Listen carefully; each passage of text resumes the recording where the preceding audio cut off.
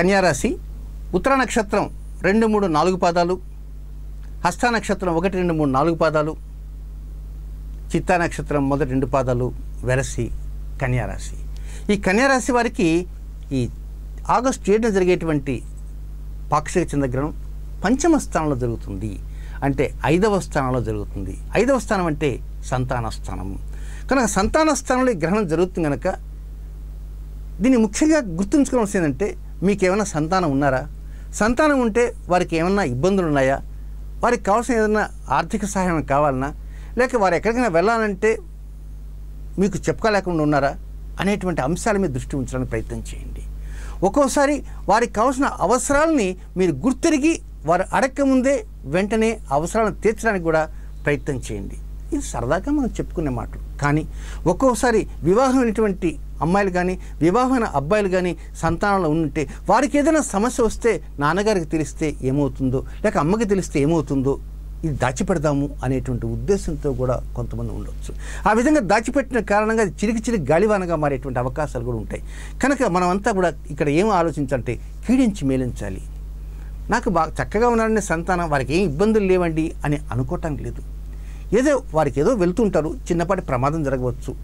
ప్రమాదం జరిగితే వారి దగ్గర ఆర్థికంగా డబ్బు లేకపోవచ్చు. ఉన్నటువంటి 4 రూపాయలతోనే డాక్టర్ గారి దగ్గరికి వెళ్ళాలి.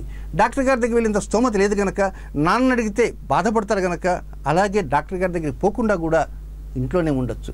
దానివలన ఆ చిన్న దెబ్బ అది పెరిగి పెద్ద అయ్యేటువంటి అవకాశాలు కూడా ఉంటాయి. కనుక ఏదైనా సరే వారి యొక్క మానసిక సంబంధమైన ఆలోచన కావచ్చు, వారి శారీరక సంబంధమైనటువంటి స్థితిగతులు కావచ్చు, లేక ఆర్థిక స్థితిగతులు కావచ్చు, వారి ఇతర సంబంధమైనటువంటి ఆలోచన కావచ్చు, నిర్ణయాలు ఏదైనా సరే, ఎలాంటి అంశాల మీదైనా సరే మీ అంతటా మీరు వారి చెప్పకుండానే వెంటనే సంతానాన్ని అడిగి తెలుసుకోవడానికి ప్రయత్నించండి. అమ్మ, బాబు, మీకు ఏమైనా ఇబ్బందులు ఉన్నాయా? ఏదైనా ఆర్థిక ఇబ్బందులా? అంటే మీ దగ్గర బాగా డబ్బు ఉంది, తప్పకుండా వారికి ఇవ్వాలన్న ఉద్దేశంతో చెప్పటంలే, కానీ బిడ్డల యొక్క స్థితిగతులు తెలుసుకోవాల్సిన అవసరం తల్లిదండ్రులకు ఉంది అని చెప్పేదే ఈ ముఖ్య ఉద్దేశం. దీనితో పాటు సంతానం కావాలనుకుంటారు కొంతమంది, గర్భం ధరించాలనుకుంటారు కొంతమంది. ఈ నెలలోనే గర్భధారణ రకరకాలైనటువంటి కొత్త టెక్నాలజీ వచ్చాయి కనుక అలాంటి టెక్నాలజీకి సంబంధించినటువంటి రీతిలో ముందుకు వెళ్ళాలనుకున్న వారు ఒక్కోసారి కొంచెం జాగ్రత్తలు తీసుకోవాలి. డాక్టర్ గారి దగ్గర ట్రీట్మెంట్ తీసుకుంటారు, ఆ ట్రీట్మెంట్ అంతా అయిందనుకుంటారు, కానీ చివరిలో ఏదైనా చిన్నపాటి లోపం వచ్చి మొదటికే మోసం వచ్చేటువంటి అవకాశాలు ఉన్నాయి. అలాగే గర్భవతులు చాలా జాగ్రత్తగా ఉంటూ, అంటే అనవసరం బరువులు పెంచకుండా కొన్ని జాగ్రత్తలు తీసుకుంటూ ఉంటే చక్కగా అనుకూల పరిస్థితులు అంటూ వస్తూ ఉంటాయి.